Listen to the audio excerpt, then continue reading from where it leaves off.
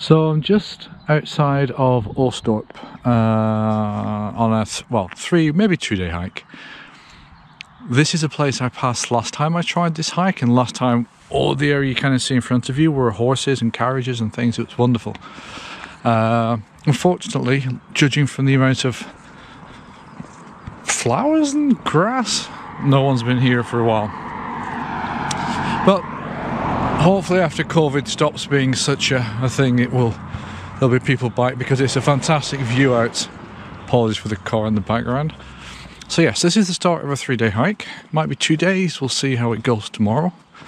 It's what I tried to do, I'll just turn the camera on. So it's what I tried to do last year actually, but I failed because my water filter broke and I didn't realise, which left me very ill at the beginning of day 2. So I'm hoping that today's, or rather this time, I'm able to manage it. So just coming off the road here, and you can see there's this building here. I'm not sure what it is, but this is more or less the start of where you go into the forest. Across the road, make sure I don't get run over. So this is more or less the start of Skäralid, just going up there. And you can see there's quite a few people as well out today. There's at least 5 or 6 hikers I've passed already from the train station.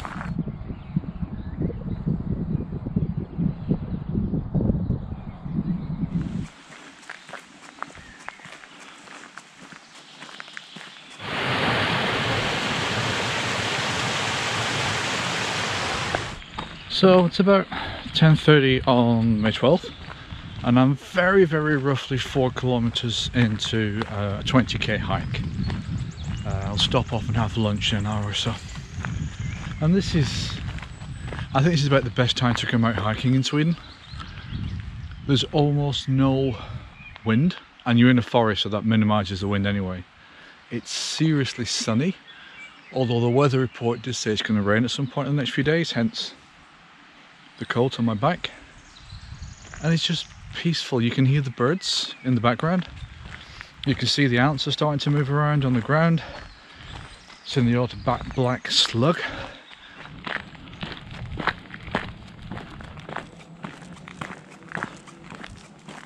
So this very beautiful lake you can see behind me was where I stopped off the last time I came on this hike to get water.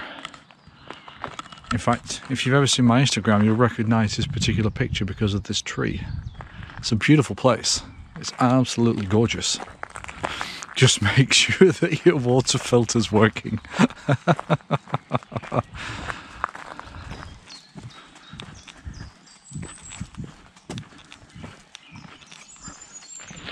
It's raining a little bit now. I have no idea why I'm so happy about that, but the weather forecast was right. I can hear in the distance what sounds like it might be thunder. This is what I'm walking through right now.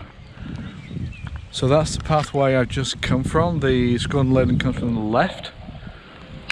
As you can see, that's an area of felled trees. I'm just going to walk under these trees here because you can probably hear rain's coming down quite a lot heavier now. Well, it's 12 o'clock. I'm really hungry. You might just be able to hear in the background the thunder's still been going for about the last 20 minutes. The rain's pretty much stopped, so I've got my feet out of my socks and giving them an airing. Anyway, lunch today is going to be chili stew with beans. It's the termat. I really like their food. The chicken tikka masala is to die for. So, just got my water brewing. Taking my socks off, let's say just give my feet an airing. Just sat in this kind of nice open area, just the other side of these trees here, maybe 15 meters before the conifers behind. There's actually a really nice track that comes straight down here. So I don't know why the Skäralid doesn't follow that, because the Skäralid track is actually over there.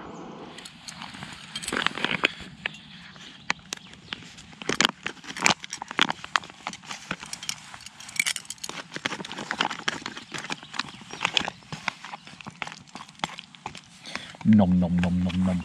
It's been raining pretty much on and off throughout lunch, and I don't know if you can catch it, but I'm not sure the camera will show you. There's a kind of mist in the air between the trees. It's really beautiful.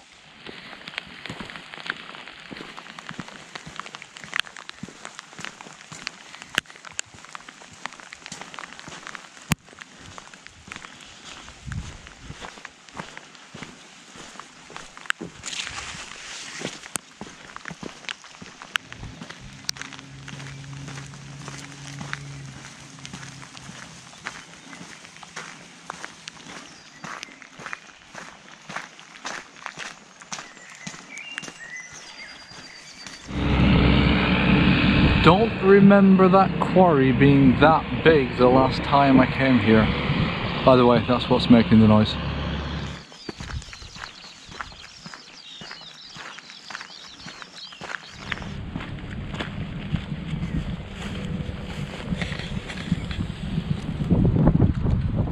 Let's see what's on the other side.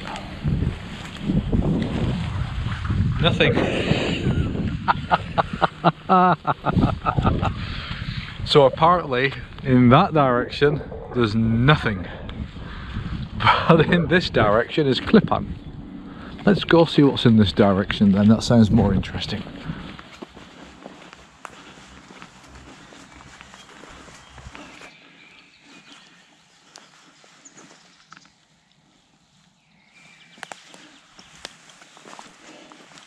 That is by far the most rickety crossing I've ever been on. That looks like it's going to go down any time. The pathway is right on the edge of the lake, river, there. And then it's on this side here. So you can see it's you need to be a mountain goat to deal with this stuff. Now this is cool.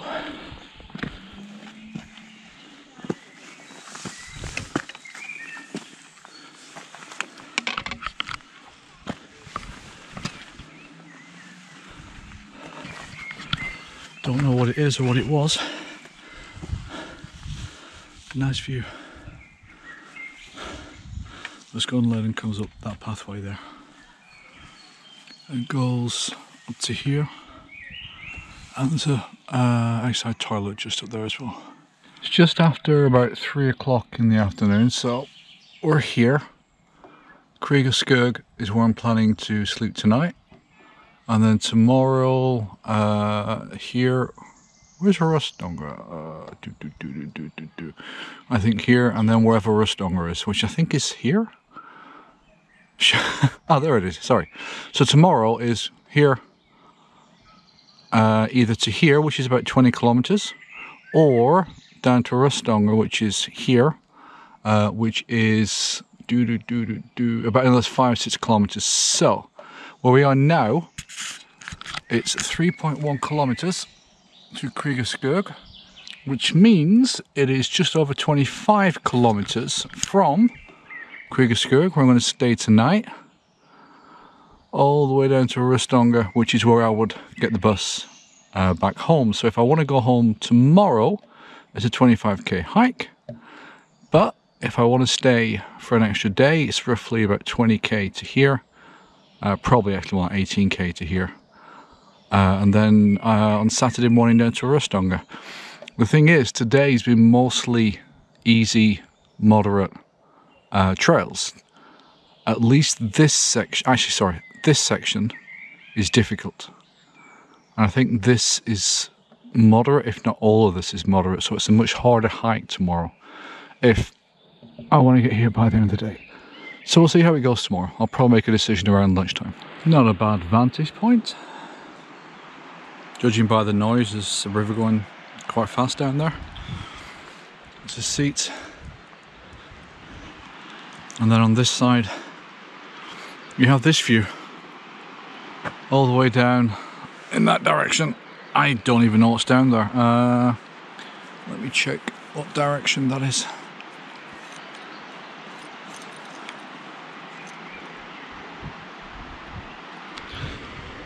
That's basically exactly north. So the coast then will be that direction.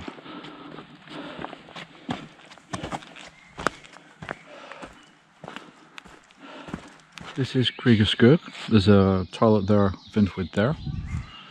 Parking lot, believe it or not, because there's a road right next to it. 1, 2, 3 maybe? Vindwood over there, along with at least 3 or 4 fire pits. Let's see. I think 2. And then there's a big, huge gap at the back, which is pretty much flat. Where you can put your tent, which is where I'm going to put mine up now. On the left, there's a house. And just outside that house, there is a water tap with drinkable water. So you can just see it just there where the yellow sign is. So where I am going to stay tonight is there. So you can see there's one dude up there getting his firewood ready. A couple more up there getting their firewood ready. Someone's already got a fire going. Well, this is where I'm going to spend the night. You can see there is a lot of space here for tents. It's nice and flat, there's no big rocks, well, apart from that.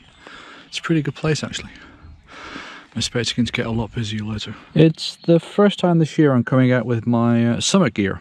So I figured I'd just do a quick kind of gear run through. Just to show you what I have. So, most important thing, the sleep system. Underneath there's a Seek to Summit ultralight mattress. Very, very lightweight, very, very small, but only has an R value of 0.9. So I use this when if I know it's going to be above about 10 degrees during the night, so plus 10 degrees Celsius. Also got Seek to Summit pillow, which is one of my luxury items. I never used to use one of them until fairly recently, but you get a much better night's sleep with a good pillow. This is my original mattress. It's by Bremen Down. Now this is supposed to be rated comfort temperature plus 5 degrees Celsius, but when I actually bought it from the shop, it was in its compression sack, so I think it's lost a lot of loft. Since it's not supposed to go down below about 10 degrees or so tonight, I figured I'd bring this one out because it is smaller than my other sack. And those two being small mean that I'm able to use my 33 litre Osprey Talon instead of the 55 litre Osprey Atmos, so it's a lot larger. It's roughly about a kilo lighter, which makes it a lot easier. So the stuff I've got here, when I've had dinner and just chilling, I'll watch some Netflix, and that's what the headphones are for. This is my headlamp for when it gets a little bit darker. Obviously, one has to have a buck, and Terry Pratchett is some of the best. So toiletries there. I normally have kind of if it's a multi-day trip, then I'll have clean my teeth, but also have little kind of a bed bath almost. So I put my sleeping clothes on and change my underwear before I get in the sleeping bag, because that way you keep the sleeping bag, the inside of the sleeping bag, clean, rather than getting in there all messy and dirty and yucky after a day of hiking and then cleaning yourself first thing in the morning. So that's just the reasoning for that. Camera, mobile, charger. I actually made a slight boo-boo this time because I brought both chargers, including the super big one. So that one should be enough to charge mobile, camera with the big lens, and then the GoPro that I'm holding right now as I'm talking to you. Food. All the food. And always at the bottom of the tent I keep the water, because I've had a leakage in the past, and if it leaks there, it's not a problem. But if I have the water up there and it leaks, it's too close to all the stuff. And again, cooking stuff and that. So it's fairly simple. Normally I keep my boots, which are on the outside now, you can see them here, I keep them on the inside. We'll see about tonight. The reason for that is that it stops them getting any ants or anything inside. Also stops people from stealing them, just in case someone gets frisky. So that's basically, it's a really simple setup. Anything else that you don't see, for example my coat, are stored in the bag during the night time. I don't need them. I've got some stuff in the back here, so the cover for the rain cover for my bag, a few other things, my arse pad for when I'm sitting down, all that gets stored in there when it's not necessary. So I keep stuff in the same place all the time, because it used to really irritate me losing things.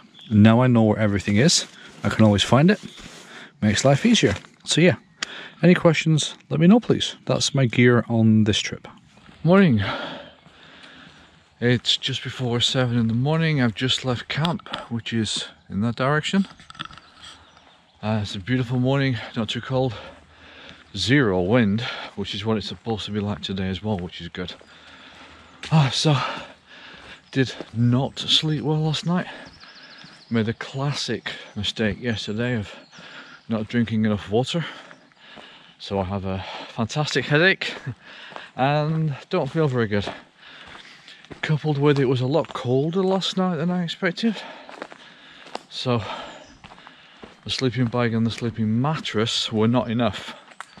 So it was a very bad night's sleep as well.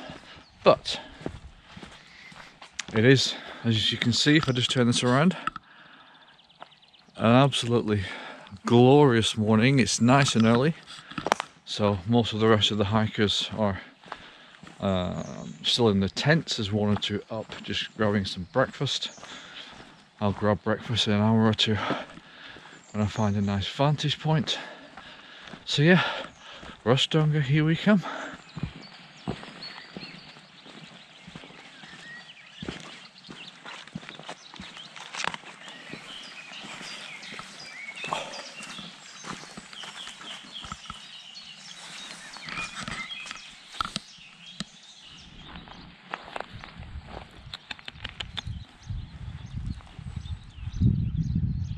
What a beautiful creature. And he or she's got some friends as well.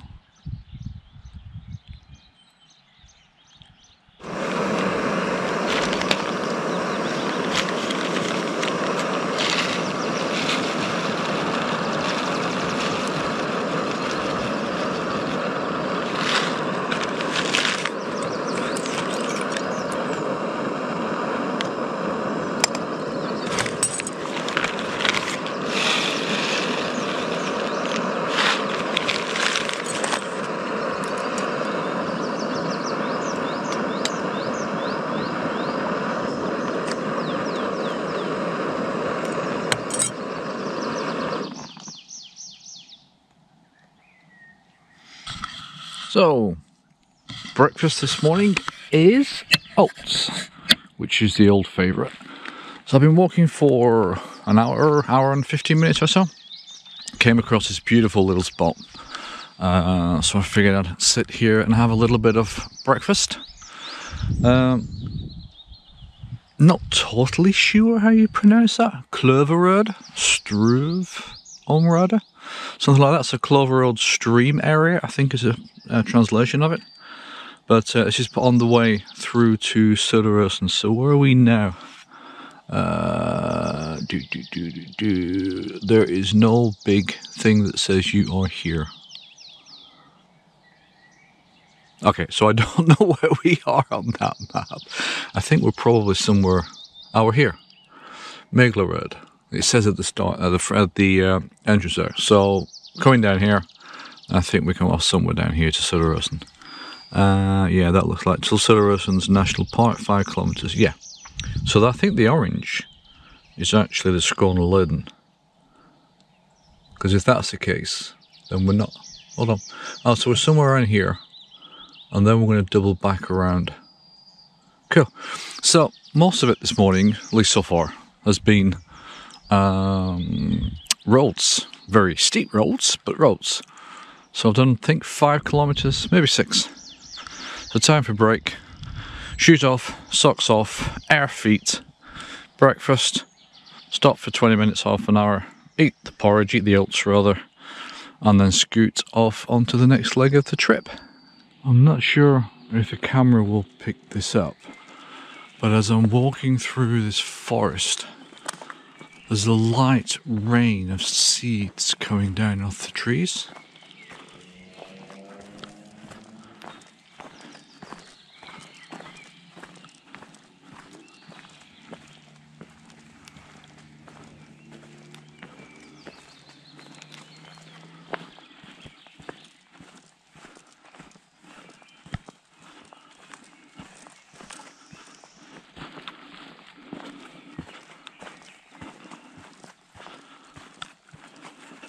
So this is just a little bit over a third of the way through. Down about 10k from Krika. And about 16k left to Röstånga. So on the map, started here this morning. Come all the way down here, and this is where we are right now. Just finished lunch here. I'm not sure what this place is called actually, but it's very, very nice. There's a water pump over there, Vindwood. You can come down here as well.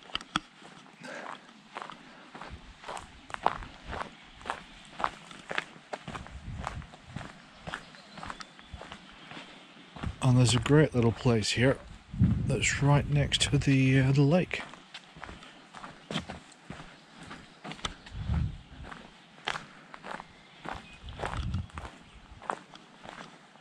You can just see behind the trees there's an island in the lake as well. And some birds frolicking around. Beautiful place. Absolutely gorgeous place.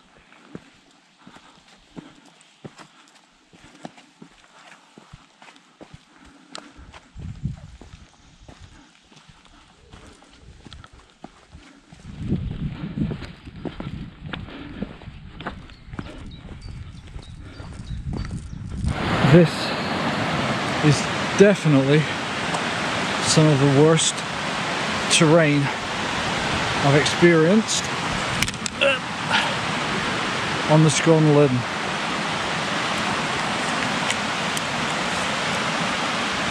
Oh yeah, this is interesting.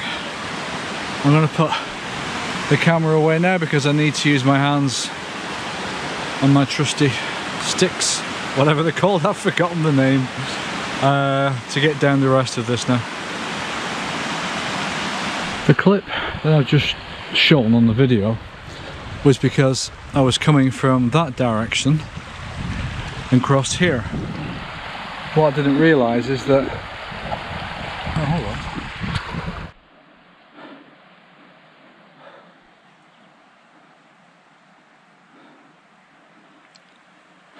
So about half a kilometre bike, that is what I climbed up out of. This is the most challenging terrain that I've been on the Skäralid. Although to be fair, it didn't help that somehow I got confused and went the wrong way.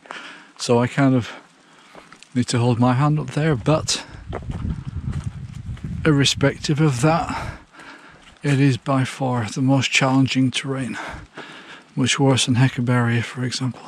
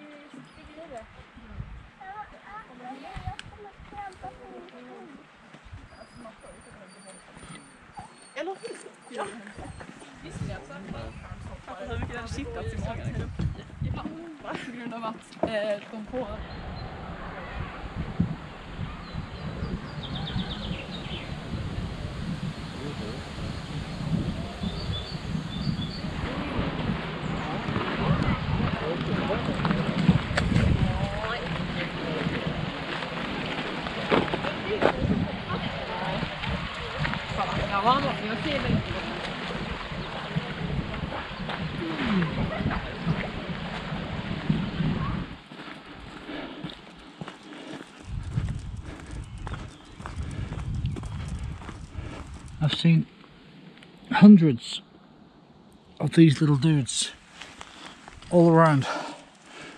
The majority of them are on their back and dead, like this one. Although he's not dead yet, so I'll just turn him over. Can you go over, my friend? But the last one, is he turned over now? Would you please turn over? Thank you. There you go. So he's turned over. Well, the last one, actually the first one I saw, I turned him over, or her over, and it just didn't move anywhere. It was basically on its way to dying. So I'm guessing that they've outlived their life and that they're just going to become food for ants or sport. Here's another one. Or sport for cars. I've seen quite a few squashed on roads. Oh, yeah, I don't remember seeing so many of them before. So I've done 3.1k from Skäralid. Yeah, sorry. And 3.9 left to Röstånga. I think I haven't mentioned on this trip the usual apology for absolutely butchering Swedish place names. So if you're Swedish, my apologies. If you're not Swedish, Please don't try to learn how to pronounce Swedish place names from me. The Skåneladen signs in Söderåsen are different to the regular ones. But what I do really like is it's got this rescue point number. So if you have a problem and you need to call for help, then you just need to mention the closest rescue point and they know pretty accurately where you are. It's a great idea. This is Åstorp, which looks like a fantastic place to visit actually. Right over in the distance there's a little camping site as well. That'd be awesome actually. Maybe I'll come back one day and have a look.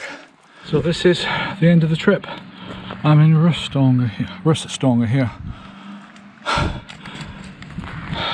Exhausted. So that was expected to be a 3-day trip, but it ended up being 2 days. Started off at Åstorp yesterday about 10 o'clock in the morning. Got to Krika Skog about 4 o'clock in the afternoon. And then started off from Krika Skog at 7 o'clock today and got here about 5 o'clock, so what, 10 hours today? Now I just need to find the bus station, 50 metres.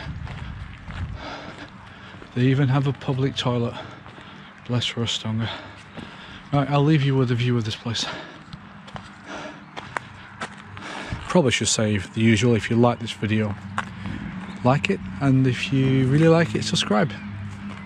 Röstånga, nice place actually, I've never been here. Let's go.